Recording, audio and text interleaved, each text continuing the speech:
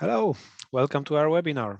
We're here with you today to bring some industry insights on the topic of ultimate beneficial owners, so-called UBOs, and share best practices for dealing with the UBO related issues. My name is Jakub Węglicki. I'm a marketing manager for third party and risk solutions and a customer advisor in Dun & Bradstreet Central Europe, also a certified compliance officer. Let's see what we're going to present today. Firstly, we'll share our observations on what issues the companies have with identifying and verifying the ultimate beneficial owners. Then we'll talk about the legal requirements regarding the UBOs. Next, we're going to explore the hot topic, which is the official ultimate beneficial ownership register, and we'll share some tips on how to approach it. At the end, we'll share some best practices, how the companies manage to reduce costs of the whole onboarding process, especially related to the beneficial owners part. Let's start with the issues with the ultimate beneficial ownership data. The companies need to identify the ultimate beneficial owners in order to comply with external regulations such as anti-money laundering or anti-corruption regulations, or to protect their businesses from a risky relationship. However, getting to the correct UBO data may be really problematic. According to the feedback we got from our clients, the full company onboarding process takes 10 hours on average, and very often it takes up to 3 working days. What's more, one of our clients confessed that the longest time he ever spent on identifying the UBO was 3 weeks. It can happen, especially for the business, for the companies with large and complex corporate structure. Then it can take ages to investigate all ownership levels, visit multiple registers and data sources. So the UBO part is definitely the longest in the customer onboarding. It gets more and more time consuming, and what we can be sure about is that even more legal requirements will come. The legal requirements, why are we so sure that they will come, that more regulatory pressure will come? There is one major reason for that. Knowing that real owners of the business partner is a key to prevent the financial crime, especially the European anti-money laundering regulations impose increasing UBO-related requirements to the obliged entities. So, for example, new types of companies are included, and the penalties for not being compliant have been increased significantly, as they seem to be the only motivator that really works for majority of regulated entities. And that's not the end. Last year, the European Commission set out a package of legislative proposals. The goal is to strengthen the European Union's collective AML rules. Well, the proposals include creation of a new European anti-money laundering authority, which would work to improve suspicious activity detection. So, yeah, we can be sure, definitely the obliged entities will be involved in that process as well. What we can observe right now is that more and more companies that are not regulated by external law still decide to check their business partners carefully. They simply want to know who they really do business with in order to protect their reputation or to mitigate any other types of risk. You need to be transparent if you want to do business globally. What has been just good practices for years, now it's becoming an obligation. Let's take the ESG requirements that Rochelle talked about yesterday. Prioritizing ESG isn't optional anymore. Same holds true for the UBOs. For example, in the final If the final owner of your supplier or sub-supplier from another part of the globe gets involved into some illegal activity, or what is also important, acts against natural environment, this information can quickly come out to the public. And this can harm your reputation and bring a lot of trouble to your business. And this is why the companies want to prevent that. What I observe when talking to our clients is that they get extremely cautious nowadays.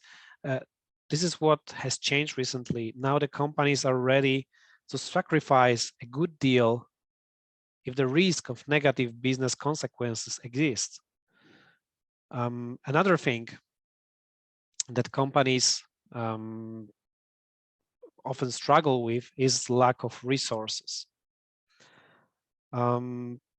Teams responsible for checking the clients or the suppliers need more and more time to do their job now, but all business processes around are accelerating. There is no space for such a stopper as a detailed analysis of a company, but surprisingly, many of the clients I talk to don't get sufficient support, such as increased headcount or even a supportive approach from the other stakeholders in their company. They are often left alone with their problems and they need to find a solution by themselves. Plus, they need to get ready for more regulations to come. So you may ask how to tackle that. How do the companies deal with these kind of issues? Do they hire more people? No, usually that's not an option anymore. Luckily, this is where new technology helps. Well, today, the professional tools fueled by the good pre-analyzed data can help a lot more than it was even 2 or 3 years ago. When it's properly implemented across the company, together with a process, together with all the procedures, it can bring really huge savings. The problem is that most of the decision makers don't even know how easier it can be when such tool is applied. Let's say a few words about the European anti-money laundering law. What has been changed recently and why the companies are required to do more now. The local AMA law acts coming from the 5th and 6th AML directive have been implemented in the EU countries around 1 up to 3 years ago, depending on the country. And I believe that today's audience is familiar with them, so I'm not going to talk in detail about them. I'll just focus on what the new requirements around the UBOs brought to the obliged entities and how the companies deal with these requirements, because I believe this will be more interesting from your perspective.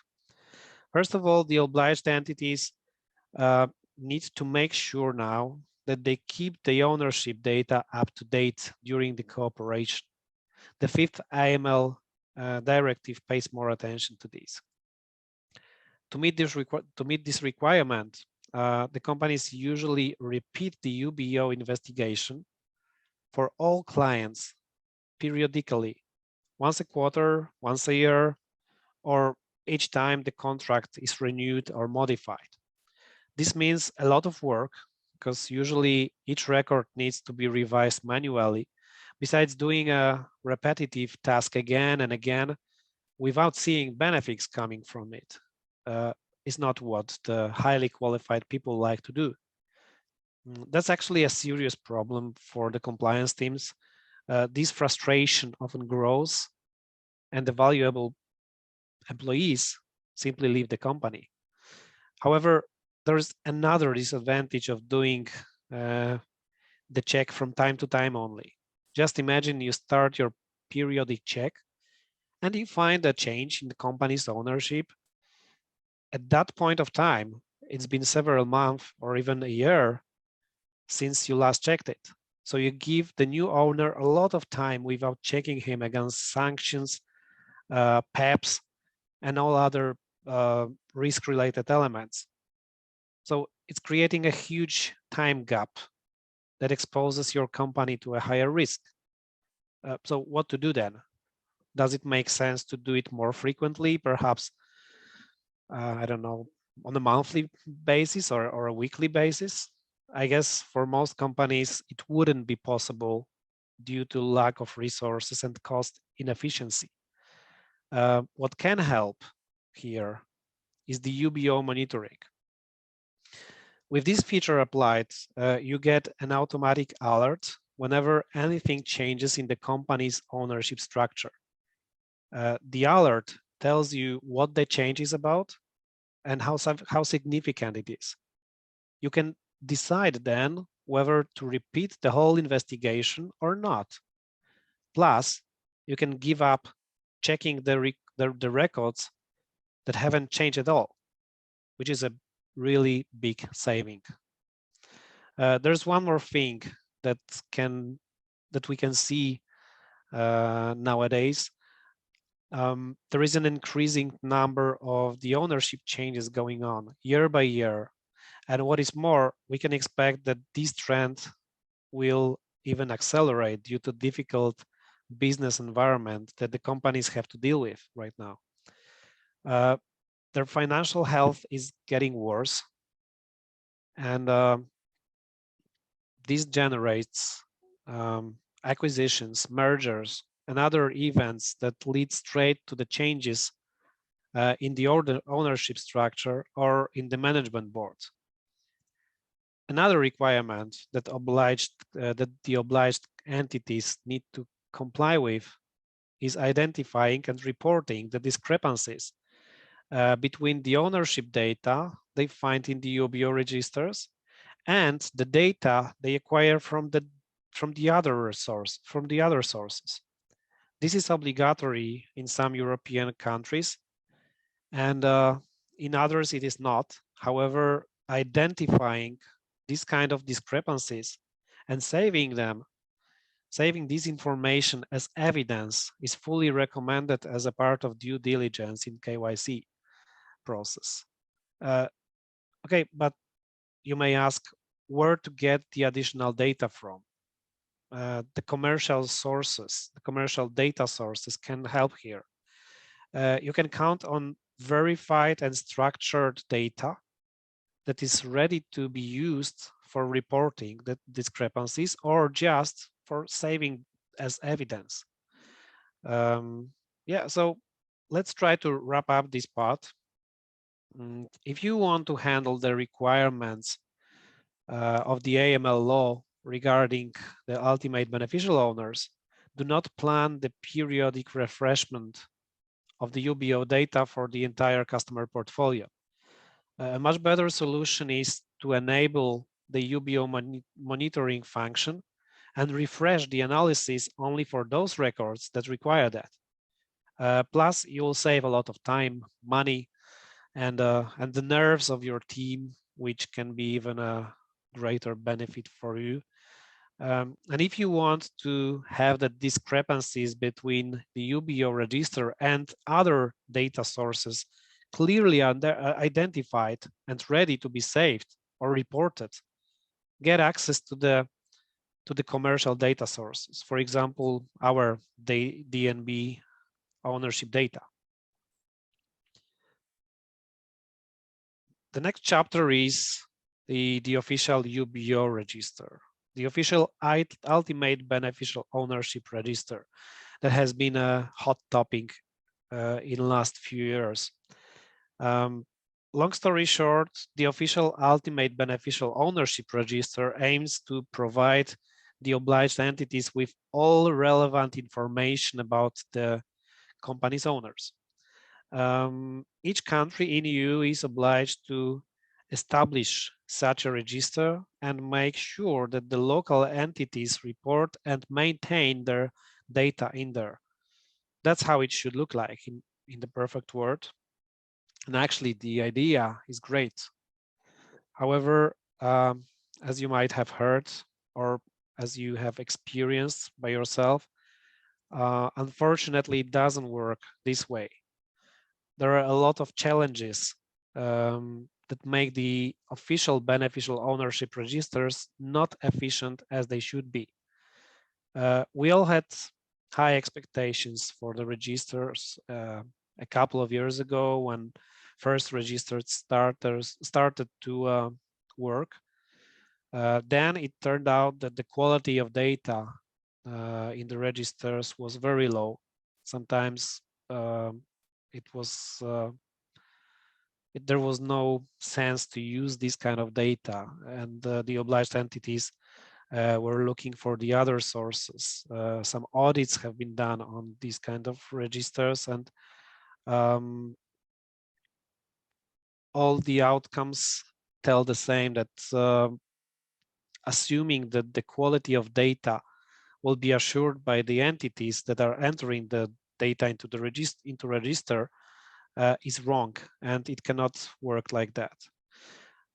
So unfortunately, the quality, it still does not seem to be good enough for the obliged entities to use the UBO registers without any hesitation, without checking if the data there is correct. So let's see why it is like that and what the main challenges are. First of all, information gathered in the registers is mainly dependent on the knowledge, honesty, and discipline of the entities required to enter data there. The only way to impact the quality is penalties that the companies are given for entering wrong data or not reporting data at all. But apparently it doesn't work as it should. Why? I think there are many various reasons for that. First one is that many companies don't really know who their UBOs are. They are often unsure of the correct definition of their final owners. Some of them put the names of the management board instead. Many companies enter a lot of irrelevant information, hoping that this will let them avoid being punished. Others enter only a part of required information because they don't know how to get to more details. A lot of companies still don't report any data at all. Penalties are growing, but it does not seem to solve the problem. The next issue is how often the data is updated in the registers. The updates are usually required only once a year, which is not too often. Hence, even if the entities are disciplined, which is a very optimistic assumption, the entities may often, the entries may be often out of date, because once a year. So let's say that the companies are disciplined and they update the entries once a year. So in 1 year time, a lot of changes can happen, and you cannot be sure that the owner given there is still the right one. So what about the companies running the cross-border activities, how much they can rely on the UBO registers in the other countries? Well, the problem is that basically all UBO registers around the world have the same defects. Apparently, nobody has found a way to make them efficient. The biggest challenge is that they are missing the synchronized approach. They have different rules, different requirements, different data fields, and data structure. Some are free, some are not. For most of them, you have to pay for. Only some of them are publicly available, and this means that in reality, each of them requires training the staff and extra time spent on the research. Furthermore, the national registers as of today are not connected to each other. So for example, 3 different branches of a particular parent company owned by the same UBO may have completely different beneficial owners reported to the different UBO registers. Even if at some point in future, we will see consolidated European Union or even global register, the issue will probably remain because the local stakeholders will not ensure the same level of data quality and integrity. And I think it's getting clear to everybody that the official UBO register cannot become a single source of truth.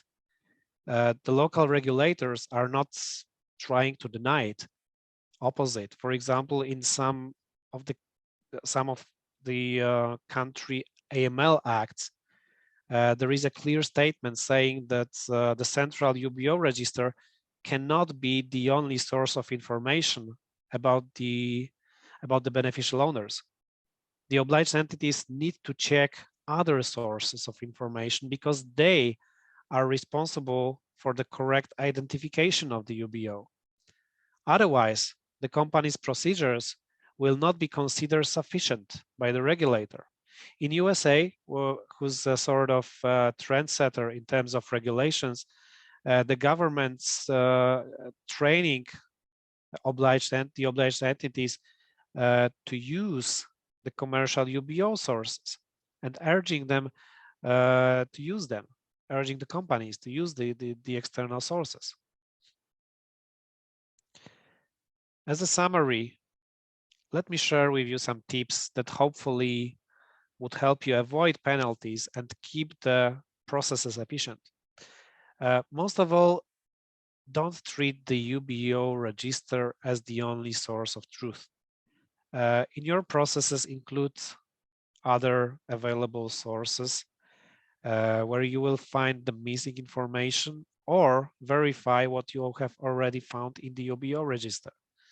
And don't worry, it's not going to take more time. Opposite. As I mentioned, there are tools available that can identify the beneficial owners within less than a minute. This is why we advise the dedicated solutions as a supplement or, well, as a supplement to the official UBO registers or the alternative in some cases. From our client's perspective, it is reasonable to let us do the difficult job so they can focus on something more important. Of course, these kind of tools are not free, as there is advanced technology behind them, but at the same time, they are affordable also for small companies.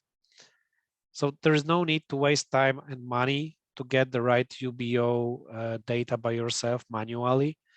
Let the data and technology work for you. In the end, it saves a lot of priceless resources. We recommend to analyze and make a calculation individually, taking into account your business reality. Yeah, it is worthwhile to recalculate whether to leave the process as it is or equip yourself with the dedicated UBO tools. Take into account time and costs which are consumed on manual, one can say, tedious jobs.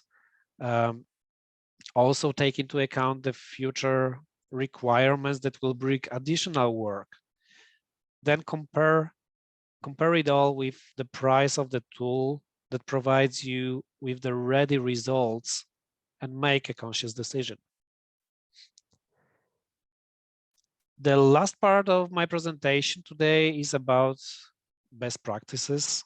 I'll try to help you answer the question how to make your business partner onboarding processes easier and less time consuming. We currently work with several thousand clients who analyze their new business partners using our tools every day. And let's see what benefits they appreciate the most. Assuming that you need to identify the beneficial owner of a new customer, company A, located in Germany, in a traditional way, which means you will not use any tools dedicated to do that. So first step you take is to go to the official UBO register. If you're lucky, you get a full list of the ultimate beneficial owners, but this is rare. In this case, what you find here in the UBO register is information about one person from China holding 27% of shares, plus the names of the board members. Okay, is that sufficient? Well, definitely not. This data may be incorrect or incomplete. You have only 27% of shares covered. There is no clarity. So the next step you take is to ask the company A for the UBO declaration. What you get in response is the same information as you found in the UBO register. So it doesn't bring anything new. Plus, the customer complains that they already reported that to the register. So why do you ask them again? Okay, so you go further to the official governmental company register. You learn that there is a Danish company owning 100% of company A, and it's called company D. So we get to the Danish company register and try to find D there. But apparently there are a couple matches that can potentially fit. It takes additional time, but eventually you find the right company D. It says that D is owned by another companies, one from Norway, the other one from China. So you go further to the Norwegian and Chinese registers and keep investigating. In the meantime, you decide to check company D in the Danish UBO register. It says only that the majority of shares are held ultimately by 2 Norwegians, but there is nothing about the Chinese owners. It is very likely, since the rules of reporting UBOs are different in each country. It already took a lot of time, but that's not the end of your investigation. You still don't have clarity. You still don't know everything you need to know about the UBOs. But let's take a short break and see how it can be done when you're equipped with a tool dedicated to the UBO check. So no traditional way anymore. Now let's switch to the, let's call it a modern way. So the first thing you do is you enter the company's name or its ID number. Everything can be used to identify the company. And then you click the ownership report and you get the final result of the analysis. It takes less than 1 minute in total. And you get the list of all beneficial owners of company A, full names, often together with additional data like addresses and dates of birth. So how is it possible? Well, I can tell you on our example, DNB ownership data. Long story short, we have a network of local partners around the world who manage their local databases and ensure their quality. The local data is synchronized with our global database on a regular basis. So for example, if a company is established, let's say in Brazil, and it appears in Brazilian register of the companies, our local partner who is responsible for the Brazilian data reports the company to our global database. We check the ownership connections of the company, and we put it in the right place of its global ownership structure. The same happens if any company details change locally. Thanks to this mechanism, the global database is immediately updated. Therefore, the end user of our service operates on the updated and completed database. That's why he can immediately see the entire map of the company's connections with other companies and people. And he doesn't have to conduct a multi-stage analysis to reach to the real owners, because we have already done the analysis in a simpler way. So the results of such analysis are ready and waiting for him in our tools. Simple as that. Okay, let's move to another example, automation. Automation is a key to save resources and improve the processes. This is what we all know. Let's see how our clients manage to do that with our tools. So first of all, automation needs to mean acceleration, which is needed especially in the area of company analysis. One of the common issues is that the teams responsible for the company analysis are the bottlenecks. All steps of investigation need to be taken here by highly qualified people, case by case, and this takes time. The truth is that when you conduct an investigation in a traditional way, searching through multiple sources manually by yourself, at each stage, you may face non-standard situation that will not let you automate your activities. Let's have a look.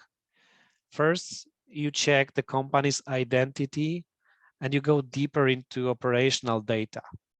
You need to know what registers to visit, how to get in there, what data elements each of them provides, and so on. You need to be skillful and flexible to decide what sources and data elements to take into account. So there is no space for automation here. Pretty often, the company's financials are checked as well. And to do that, you need to be even more careful because collecting data and assessing financial risk requires an individual approach. Then you check the company's family tree to see what entities it is linked to and where geographically they are located. Building an entire family tree usually requires visiting many sources and analyzing data individually. Again, automation is not possible here. And next, you check who controls the company, and this is what we already explained, same story. And once you get to the beneficial owners, you screen them against sanctions, watch lists, and adverse media. Also, you need, you check if the individuals are the politically exposed persons. And here again, you face multiple sources, various formats of data, different quality, and you need to decide case by case. So apparently there's no space for automation. All tasks need to be done manually, at least most of them. However, you can give up the traditional way and start working on data that has already been collected, pre-analyzed, verified, and standardized. This completely changes the perspective, and automation becomes possible. Obviously, by pre-analyzed, verified, and standardized data, I mean the solution like ours or the ones offered by our competitors. Let's see how our clients leverage that. First of all, the vast majority of tasks that highly skilled workers were wasting their time on are already done, and data is ready to be used. This opens new possibilities. First of all, the tasks can be split into different departments. Even the employees with a very basic knowledge of the company analysis can now make the final decisions. For example, a sales department or the procurement department can easily analyze most of cases without engaging compliance team and make the final decision by themselves. Moreover, we can go a step further and integrate the external provider's data into our internal ERP or CRM system through the API solution. And that changes a lot. With what exactly can be done when you have the external data plugged into your system? First of all, you can enable an onboarding process of a new customer even at the front desk immediately. It's just a matter of entering the company's IDs into CRM, and the rest, the whole analysis, is done automatically behind the scenes in the system. So for example, if your DNB data is integrated into the if the DNB data is integrated into the client system, we can deliver all necessary data to conduct the full onboarding process. Our company database is the largest in the world. All data elements that are needed are available here, starting from company's identification with the global linkages through the detailed financials, operational and ownership data, to the sanction list, PEPs, and adverse media at the end. As a result of this analysis, the front desk operator who doesn't know much about the company analysis may get a simplified message like a score or a kind of traffic lights, where green means go, red means stop, high risk, cooperation declined.